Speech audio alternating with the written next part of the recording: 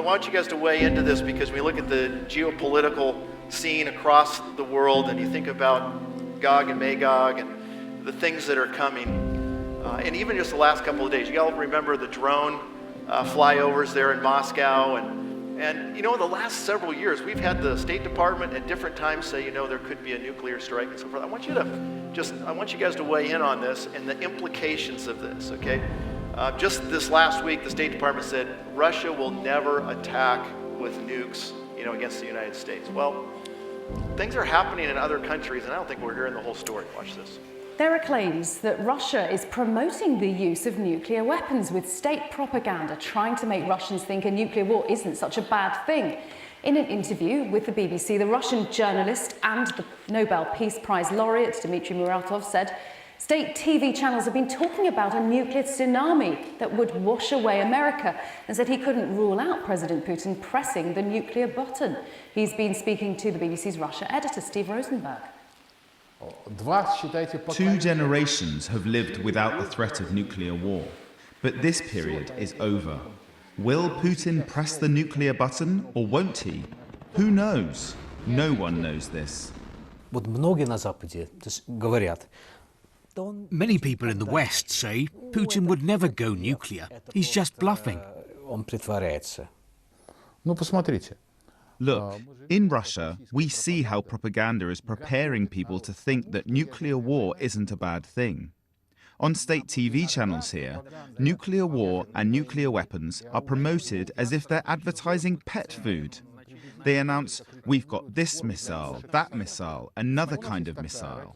And they talk about a nuclear tsunami that would wash away America.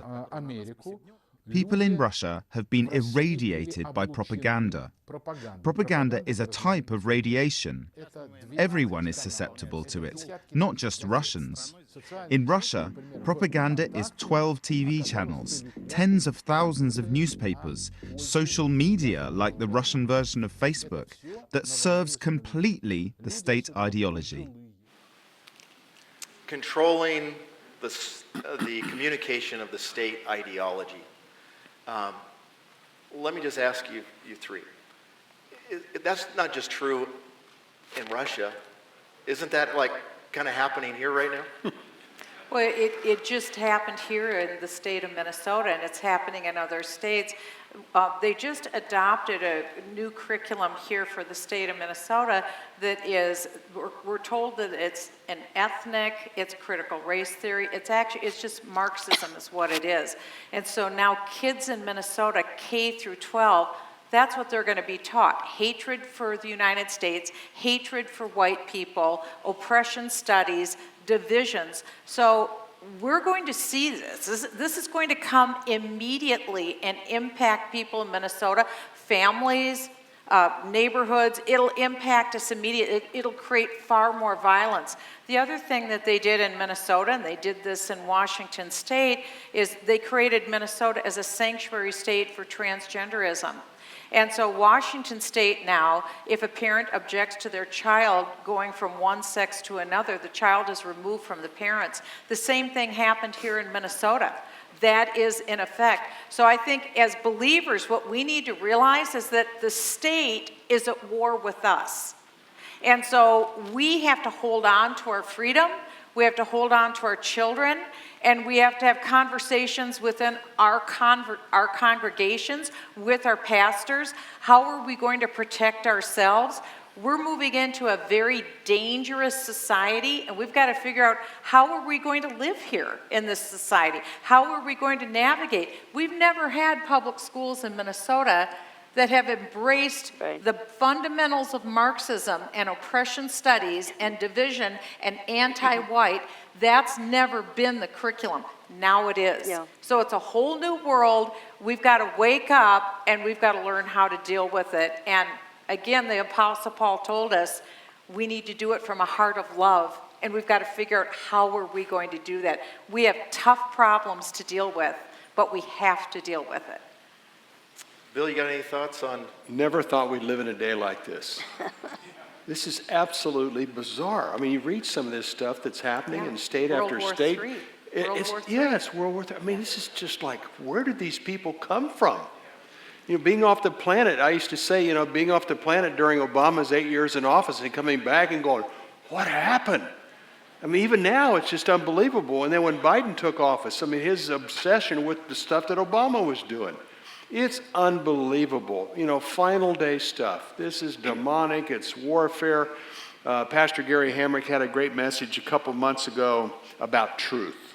And he was talking about Erwin Lutzer as well, talking about the attack on Judeo-Christian truth. If we can just get people to think that the Judeo-Christian truth is gone, it's out, it's not relevant, and it's happening.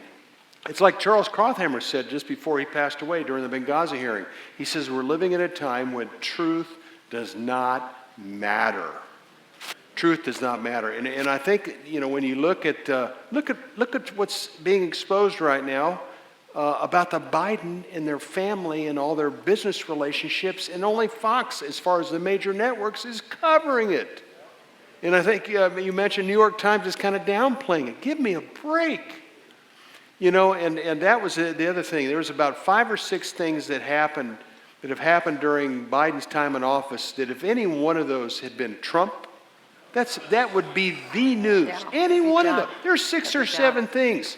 Coronavirus, on and on and on, 6 or 7 things that should be completely unraveled, all point back to this administration that gets no press, no covering.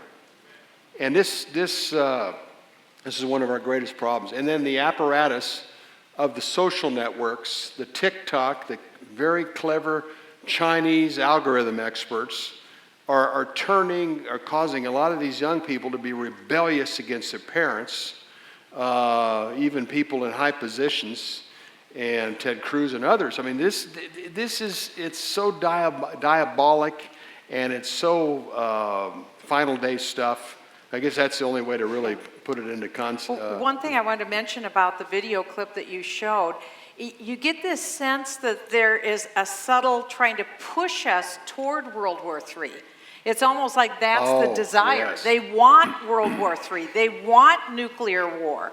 This is what they're trying to foment, and so then we shouldn't be shocked if we see it. But it seems to me like that's the World Economic Forum types, that through Ukraine or whatever, they're trying to get us to a place. No doubt about it. Mainstream media, when the beginning of the Ukraine conflict, they were doing everything they could to provoke Biden to do more.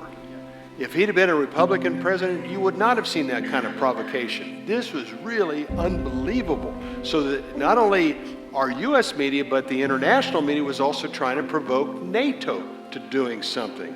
It's scary. And with Ukraine, we, American taxpayers, have sent well over $120 billion to Ukraine. Gosh. I don't even know how they're able to spend $120 billion over there. Absolutely. It's just, the numbers are so incredible that it is incredible. Staggering. Yeah. It is staggering.